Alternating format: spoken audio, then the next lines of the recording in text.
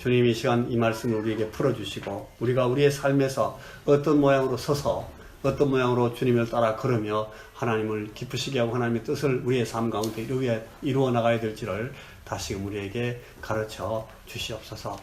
예수님 이름으로 기도하옵나이다. 아멘. 여러분, 이 사울은 여전히 이 주님의 제자들을 위협하고 죽일 기세로 대제사장에 가서 이제 편지를 받아가지고 스데반을 죽인 것으로 만족하지 못하고 이 더 넓은 지역에 더 많은 사람들을 잡으러 뛰어나갔습니다. 여러분, 이거 우리가 지금 사울이라는 이 사람을 보고 있는데 이 사람은 베냐민 지파에 속한 유대인으로서 자기가 속한 부족의 조상 가운데 자기 자신과 똑같은 이름을 가진 사람이 하나 있었습니다. 그는 왕이었습니다. 사울 왕입니다. 킹 사울. 어쩌면 역사상 이 베냐민 족속을 대표하는 두세 사람 가운데 제일 위대한 위인 가운데 그 이름을 쓰는 이 사람이 있었기 때문에 자연스럽게 그 이름이 이 사울에게 주어져 있는지도 몰라요. 우리가 잘 알고 있는 것처럼 여러분, 당시에 이 히브리 민족은 고대 부족 공동체 형태를 유지하고 있었습니다. 왕이 없었어요. 부족 공동체 형태로 있었어요. 일시적으로 산발적으로 일어나던 어떤 재판관 혹은 이 지사 이런 이름의 영웅들이 막 일어나고 그 이름들이 그 사람이 몇 년 동안 막 일을 하다가 또 사라지고 또 다른 사람이 일어나고 어떤 사람은 전체 12지파를 다 관할하고 어떤 사람은 한 두세 지파에만 대장질하고 있다가 또 사라지고 이런 식으로 그걸 여러분 뭐라 그럽니까? 그 직책을 사사라 그럽니다. 영어 성경에서는 저지라고 되어 있죠. 재판관, 판관. 사사들이 많이 있었습니다. 성경에 나오는 사사들만 해봐도 한 40명쯤 됩니다. 어떤 사람들은 사사로서 일했던 임기가 2년, 1년밖에 안 되고 어떤 사람은 한 번 일을 하다가 사라지고 어떤 사람은 한 40년 동안 하고 막 이게 많았습니다. 그래서 이 외형적인 면에서 관찰되는 것만 말하면 이 세습, 여러분 세습이라는 이 안정된 형태로 유지되는 그런 영속성이라는 것이 전혀 보장되지 않는 아주 복잡한 양상과 다양한 질적 수준의 희한한 지도력에 의해서 의존해가지고 유지되어 나가던 그런 히브리 민족이 그 역사적 존재 양식을 바꿔가지고 본격적으로 이제 이 왕국, 킹덤, 유대 왕국, 히브리 민족의 왕국으로 형성되기 위해서 결정적으로 세워지는 그 처음 왕이 바로 누구예요? 사울이었습니다. 아주 걸출한 영웅입니다. 사무엘이라는 이 사무엘은 마지막 사사입니다. 아까 나타났던 그 지사들, 사사들 중에 제일 마지막 사람이에요. 민족 역사상 가장 존경받는 그런 이 사사, 리더 가운데 한 사람이었던 이 사무엘이 하나님의 신탁, 하나님의 신적인 위임에 의해서 지명을 받고 하나님이 지명했다 하는 그 상징으로 기름을 부어서 한 사람을 왕으로 세웠는데 그 사람이 사울입니다. 이게 지금 사무엘상 성경에 쫙 나오는 그런 얘기들입니다. 그러니까 이 사울은 당대에 아주 객관적으로 아주 공정하게 평가해서 다른 어떤 비류가 없는 아주 훌륭한 사람이었어요. 출중한 사람이었어요. 키는 김신욱 선수만 했습니다. 얼굴은 차인표 비슷하게 생겨가지고 아주 잘생겼고 힘쓰는 걸 말하면 이만기 장사같이 아주 뭐 머리도 좋아가지고 대구 경북과학기술원 디지스도 앞에 왔다 갔다 했습니다. 끝까지 들어보시면 아는데 이게 변주범 형제 말하는 건 아니고 이 억울하니 또 묵묵히 잘 참고 게다가 겸손하기까지 했어요. 사람이 성격도 좋아가지고 이 정도가 되니까 왕으로 선발됐습니다. 이 선발된 왕이에요. 왕이 없었던 날에 가장 왕다운 왕이 될 사람을 골라서 초대 왕으로 세운 겁니다.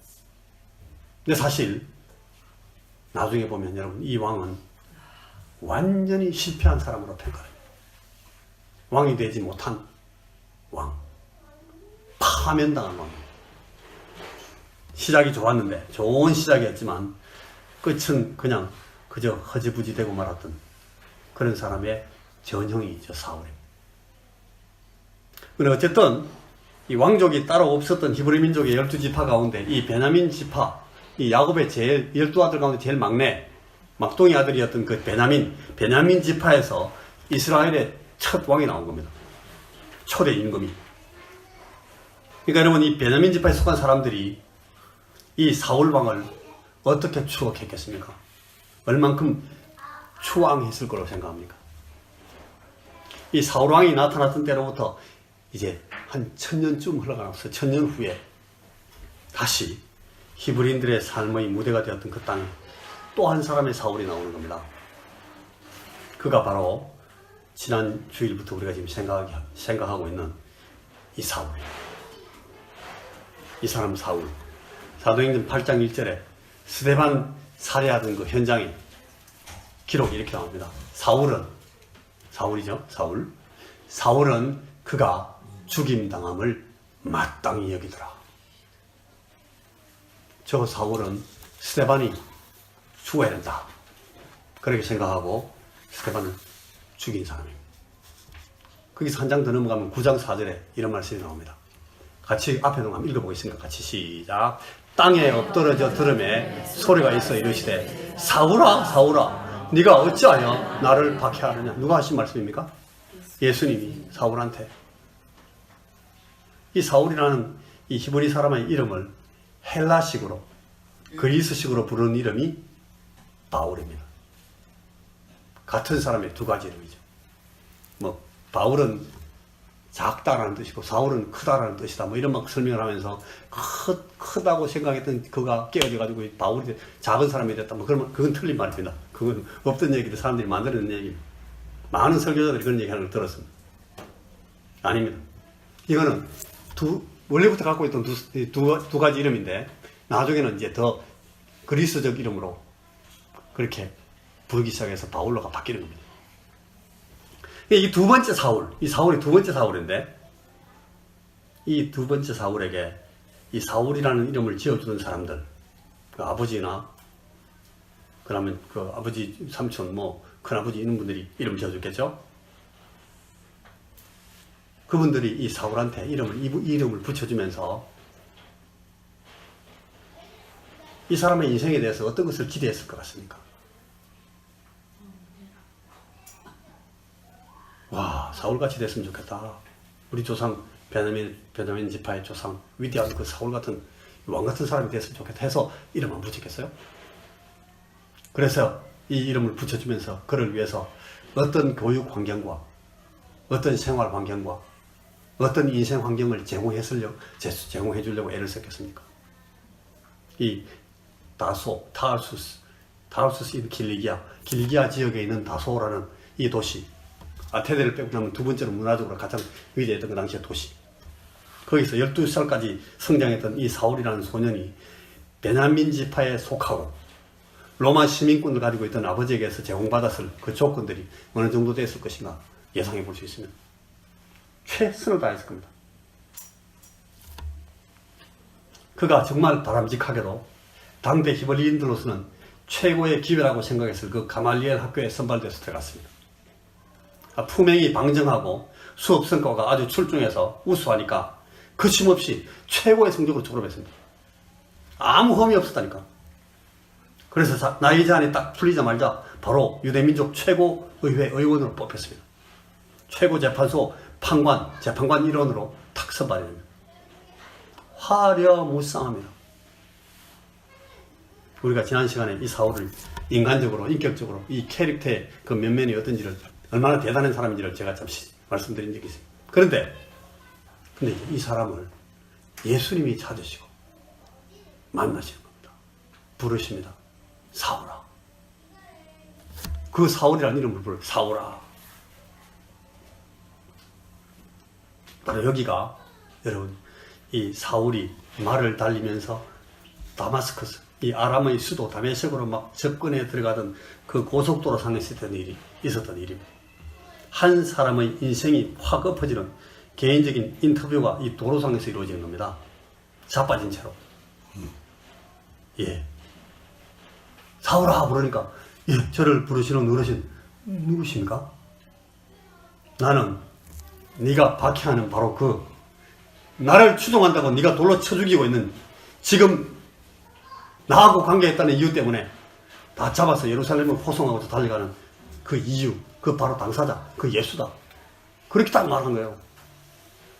말에서 화들짝 떨어져가지고 패대기 쳐지고 땅바닥에 자빠져가지고는 거기서 눈도 못 뜰 만큼 막 밝은 빛 아래에서 막 눈을 가리면서 고개를 쳐박아 감싸지고 얼굴을 찡그린 채로 듣고 대답하고 생각하면서 여러분 이 충격적인 상황에 대해서 어떻게 대처해야 될지를 지금 막 이 머리 좋은 사울이 막 머리를 굴리고 있습니다. 어떻게 하면 좋을지. 야, 이게 뭐야 이거? 내가 지금까지 뭐 한 거지? 이 사울의 뇌리에 번쩍 돌아 칠 생각이었을 겁니다. 이 뭐야? 왜 이렇게 빠지지 일이? 사울이 충격적인 의문을 가질 수밖에 없는 근거는 분명히 죽었어야 되는, 죽어 있어야 될 양반이 살아있고 지금 자기에게 말을 하고 있는 겁니다. 말을. 아, 이럴 수가. 아니, 양반 분명히 죽었다 했잖아. 머리가 터지고 등짝이 다 찢어지고 손발이 못에 박히더니 피를 다 쏟고 목이 꺾이면서 숨을 것 웃자고 했다. 분명히 죽었다고 했는데 창으로 허리를 막 찔러가지고 온 수액이 몸에서 다 흘러나와서 죽었다 했잖아. 시신을 방부 처리해가지고 돌무덤에 갖다 장례했다고 했는데 별 쓸데없는 무식한 놈들이 죽은 자가 다시 살아났느니 어쩌니 말했지만 그거 다 거짓말이었다잖아. 근데 이게 정말 살아있는 거야. 정말로 죽었던 자가 부활이라도 했다는 거야. 뭐야. 사울이 지금 막 그러면 스데반 그 친구 얘기가 다 맞았다는 얘기야? 스데반은 막 그랬거든요. 예수님 살아났다고. 그렇게 주저리 얽혔던 이 스데반의 얘기들이 전부 다 사실이었다고? 그런 거야? 그 사람이 죽어가던 순간까지 이렇게 의기양양했던 것이, 그렇게 당당했던 것이, 이걸 다 사실로 확인했기 때문이었던 거야? 막, 사울이 머릿속에서 막, 이게 뭐야, 이거. 나 어떡하라는 거야. 그럼 내가 지금까지 무슨 짓을 한 건데, 내가 지금까지 배운 거, 내가 공부한 거, 내가 실천하면서 연마해오던 거, 내가 앞으로 죽을 때까지 목숨 걸고 반드시 해내고야 말겠다고 생각하던 거, 나는 죽어도 이 정의는 반드시 이루어야 되겠다고 생각하던 이건, 그럼 다 뭐가 되는 거야, 지금? 나 지금 왜 이러고 있는 거지? 나 이거 뭐야, 지금? 이 사울이라는 사람이 거기서 말을 잃어버립니다. 말을 잃어버립니다. 너무 생각이 많은 사람이 아무 말도 못합니다. 여러 시간, 여러 날, 무슨 생각을 어떻게 했는지 한동안 아무 기억도 나지 않았을까? 밥이 넘어갔겠습니까? 물이 넘어갔겠습니까? 물 한 모금 밥 한 숟가락이 넘어갔다면 그건 그냥 보통 사람이었거나 좀 모자란 사람이었겠죠? 근데 이 사람은 여러분 아까 봤던 그 사울이잖아요. 밥이 넘어갈 리가 없어요. 나 이거 뭐지? 나 이거 어떡하냐? 나 지금까지 뭐 한 거냐 대체? 아니 이거 이미 엎질러 놓고 저질러 놓은 이 짓거리들 나 다 어떻게 주워 담냐 이제는? 이건 아닌데 이렇게 되면 나 안 되는 건데. 여러분 여기가 이 다메섹 사건 현장입니다. 사울의 인생이 여기서 완전히 단절되고 불연속하면서 전혀 새로운 사울이 되는 단계가 됩니다. 이게 다메섹 사건입니다. 여러분 스데반 사건이 성경에서 나와서 우리에게 제시해주는 두 가지 무게가 이겁니다. 하나는 스데반 사건 때문에 스데반이 순교하고 나서 초대교회, 이 성교에 불이 확 던져집니다. 사람들이 막 흩어지기 시작하고 복음이 막 예루살렘 밖으로 퍼지기 시작합니다. 그게 스데반 사건의 첫째 무게입니다. 두 번째 무게는 뭔가 하면 이 스데반이 죽어서 스데반의 죽음을 통해서 예수님께서 이 사울이라는 한 사람의 과거를 정리해버린 겁니다. 스데반은 어쩌면 이 사울 때문에 죽었습니다. 오늘 우리가 보고 있는 바와 같이 사울, 이 사람의 전환, 개종, 그죠? 이 사람의 개종은 정확히 말해서 스데반 사건 현장에서 시작된 것이 확실합니다. 여러분, 우리는 이 사람이 말에서 확 자빠져가지고 떨어져가지고 막 패대기 쳐져가지고 고속도로 상에서 엎어진 줄 아는데 그게 아니고 성경을 잘 살펴보시면 사울은 이 스데반을 정죄하던 그 공판 현장에서 이미 스데반의 얼굴에서 천사를 봤어요. 그렇게 나옵니다, 성경에.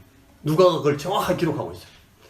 사도행전 6장 15절, 공회 중에 앉은 사람들이 다 스데반을 주목하여 보니 그 얼굴이 천사의 얼굴과 같더라. 공회 중에 누가 앉아 있었어요? 저 사울이 앉아 있었던 겁니다. 재판을 받으러 나온 범죄자, 피의자가 나왔는데 딱 보니까 얼굴이, 이게 무슨 피의자가 저래? 천사잖아. 와, 저런 놈이. 이렇게 생각하고 있었던 거예요. 베냐민 지파 다소 출신 사내들인 의원 사울이 그걸 보고 있었어요. 그리고 또 한 번 사울은 스데반이 죽을 때에, 그리고 그 죽임을 당하는 정죄를 당할 때 스데반이 일어서서 최후 진술을 하잖아요. 그 사도행전 7장 쭉 나오는 그 내용들이 다 그럽니다. 자기를 디펜드하고 세우라고 말을 하고 했는데 자기 변호를 안 해요. 누구를 말합니까? 처음부터 끝 계속 예수님 이야기합니다. 그리스도 얘기를 합니다. 자기를 변호하고 변명하려고 자수하는 것이 아니라 예수는 당신들이 알고 있는 그런 사람이 아니에요. 이분은요, 메시아예요. 그는 하나님의 아들이고 당신들도 지금 그분 앞에 부복하고 그분의 자비와 구원을 구하지 않으면 안 돼요. 성경 창세기부터 말라기까지 전부 다 얘기하면서 제일 중요한 모든 것 다 짚어가면서 이분이 그리스도라고 지금 말하고 있는 거예요. 귀를 들어보세요, 좀. 여러분들은 모르지. 알 사람은 이미 다 알기 시작했는데 왜 모르는 거예요? 막 열내면서 그 소리 하다가 예수는 그리스도다. 그는 메시아다. 그는 하나님의 아들이다. 그가 인간의 구원자시다. 나와 여러분들의 주님이십니다. 우리가 그분을 주님으로 모셔야지 죽이면 안 돼요. 그거 하다가 그 얘기 마치자마자 그래서 저 인간 죽여야 돼. 그래가지고 끌고 나가서 돌로 때려 죽인 거야. 때려 죽이는 현장까지 따라가 놨어요. 이 젊은 의원이. 다 사울입니다. 사울. 근데 거기까지 따라 나갔다가 도저히 잊히지 않는 더러운 꼴을 하나 또 보고 말았는데 충격이었습니다. 막 사람이 바가지가 다 깨지고 막, 예? 얼굴 막 맞아가지고 돌에 얼굴 맞으니까 막 뼈가 함몰이 되잖아요. 그런 상황에서 피투성이가 돼가 죽어가는 이 스데반이 숨 넘어가기 직전에 또 삐직삐직 일어나서 무릎을 꿇는 겁니다. 이 사람이 무릎을 꿇고 또 꿇어안더니 다 갈라지고 찢어진 마지막 쇠소리로 크게 숨을 몰아쉬면서 기도를 하는 겁니다. 막 주여, 이 죄를 저들에게 묻지 말아 주십시오. 제발 저들을 이 죄를 물어서 심판하지는 말아 주십시오. 그렇게 기도하는 겁니다. 사울은 사실 이날부터 단 하루도 이 스데반의 기도를 잊은 적이 없어요. 그 기도가 단 한순간도 귓전에서 사라지질 않습니다. 사울은 막 미치겠습니다, 지금. 야, 그 자식은 왜 그러는 거야, 도대체. 그냥 곱게 죽고 말지. 그렇게 맞아가면서 왜 또 톨로 치는 그 사람들 위해서 기도까지 다 하고. 왜 그래, 그 친구는. 나중에 알고 보니까 여러분, 용서를 구하던 그 스데반의 기도가 가장 직접적으로 말 그대로 응답되어 버린 것이 바로 자기였던 겁니다. 바울. 아무래도 이거 좀 이상한데 우리가 이거 뭐 좀 잘못 알고 있는 거 아니야? 그 사람 그 스데반을 정말 때려 죽기까지 했어야 되는 거였어? 안 죽였어야 되는 건 잘못 죽인 거 아니야? 아니 그럼 예수는 왜 죽였던 거야 그러면?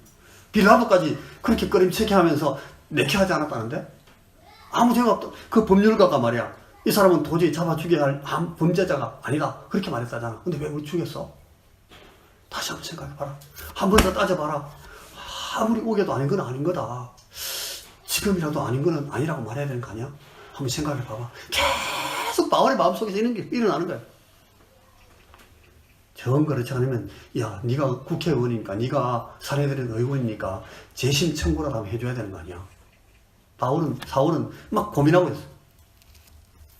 어떤 사람의 마음속에 그 마음을 막 찌르고 흔들어대는 갈등이 일어나면 사람은 다른 한쪽의 자아가 말하는 반항에 휩쓸립니다. 마음속에서 두 가지가 막 싸우면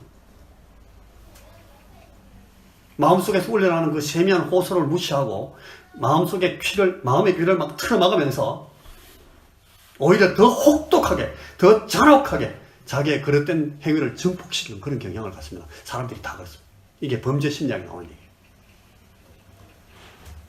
그게 사도행전 9장, 8장, 9장에서 보이는 이 사울 바퀴의 전말입니다. 그리고 착잡한 마음을 안고 눈에 막 핏발을 세우면서 다짐을 합니다. 아니다. 내가 일수록 더 강해져야 돼. 내가 더 장려해져야지. 내가 약해지면 안 되지.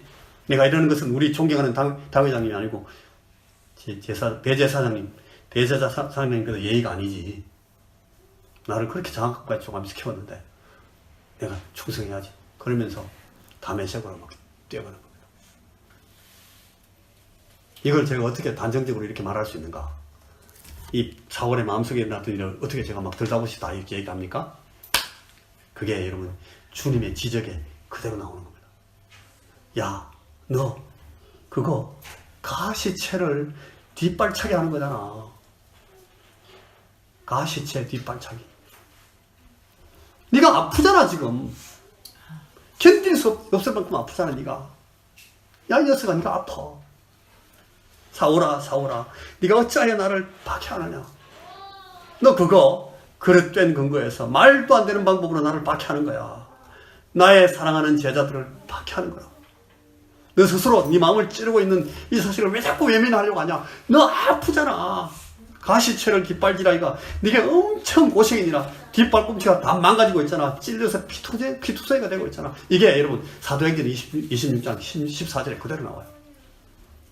주님이 그걸 히브리 말로 하셨대. 자기한테 아람 말도 아니고 헬라 말도 아니고 로마 사람들이 그 라틴어도 아니고 히브리 말로 하시더래요. 그 얘기를 바울이 그대로 다 겪고 그대로 기억하고 있는 거예요. 거기서 사울이 드디어 거기서 무너지는 겁니다. 사울이 거기서 이제 엎어지는 겁니다. 산산이 부서진 이름이요. 여러분, 이 장면에서 사울은 자기의 모든 삶의 전말을 태어나는 순간부터 지금까지 걸어온 모든 인생의 전말을 재검토합니다.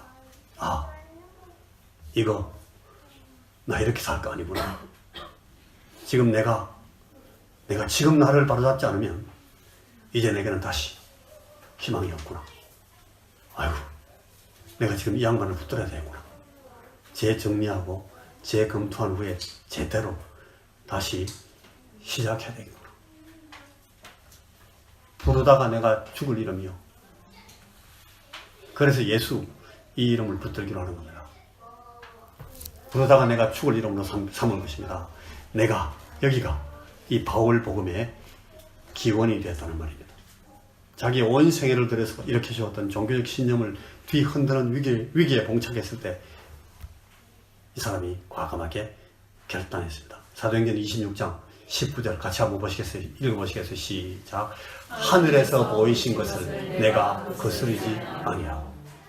하늘에서. 하늘이 어디입니까? 누가 계시는 곳입니까? 왜 하늘에서 말씀하셨겠습니까? 하늘에서 보이신 것을 내가 거스르지 아니했다. 부활하신 예수께 살아서 나를 찾으시고 불러내신 그분을 죽은 줄 알았는데 안 죽었어요. 분명히 죽은 줄 알았는데 살아계시고 자기에게 직접 말까지 하시고 사울아 부르는 거예요. 그분을 주님으로 삼고 순종하기로 바로 결단했다는 것입니다. 그리고 얼마 지나지 않아서 자기가 앉아서 사람을 죽이고 살리고 하던 그 자리에서 여러분 테러를 당합니다. 이 사울이 매복 공격, 암부시를 당해요. 성전에서 암살 위기를 막 넘깁니다. 이 다메섹 사건이 지나고 나서 30년쯤 지났을 때 바울이 이런 글을 씁니다. 여러분 30년 전에 뭐 했습니까? 한번 생각해 보십시오. 다 각자 다 다르죠. 30년 전에 베이비였던 사람도 있을 거고 30년 전에 지금 여러분들 뭐 하셨어요? 저는 그때 막 대학 졸업했을 때예요. 그때 있었던 일을 지금 이제 바울이 지금 회상하고 있다고 생각해 보십시오. 30년쯤 지났을 때 사울이 쓴 글에 이런 글이 나와요. 빌립보 3장 7절에 무엇이든지 내게 유익하던 것을 내가 그리스도를 위하여 다 해로 여길 뿐더러 무엇이었든지 간에 그게 뭐였든지 간에 전부 다 내 진정한 인생에는 손해만 끼치는 걸로 인식했다는 거예요. 그가 그 전에 가졌던 그 모든 위대한 것들, 그 엄청난 것들, 귀한 것들, 모든 사람들이 부러워했던 그것들 다 뭐가 됐어요? 전부 다 자기한테 손해였대요. 그 다음 절에 보면 8절에 이런 말 나와요. 또한 모든 것을 해로 여기면 모든 것 똘똘말이 하는 것. 내 주 그리스도 예수를 아는 지식이 가장 고상함을 인하더라. 나중에 그리스도 예수를 알고 나니까 아무 생각이 없어요. 다메섹에서 다름질하기 시작했던 그 다름박질, 그 순복의 삶을 여전히 지금 변함없이 계속 달리고 있는 상황에서 30년 동안 달리고 지금 얘기하는 거예요. 그의 달려갈 길이 거의 다 끝나가던 때에 옥중서신에서 쓴 한 문장이거든. 이런 모든 일에 대해서 바울은 회고하면서 고백합니다. 이렇게 된 거 사실은 전부 알고 보니까 하나님의 계획이었다는 거예요. 그분은 처음부터 이렇게 인도하실 뜻을 가지고 있었다는 거예요. 바울이 그렇게 말해요. 이런 인생으로 나를 불러내실 것을 계획 가지셨고 그것이 나중에 알고 보니까 이게 선물이었구나. 하나님의 은혜의 선물이었다고 기억합니다. 내게 맡기신 미션에 나는 그저 감사하면서 따랐을 뿐이다. 그저 이 모든 것이 다 하나님의 은혜였다. 바울은 나중에 그렇게 회상합니다. 여러분, 오늘 우리는 두 사람의 사울, 이 베냐민 지파에서 나온 두 사울을 잠시 봤습니다. 잘 살려고 몸부림치다가 그냥 죽어버린 사울이 있었습니다.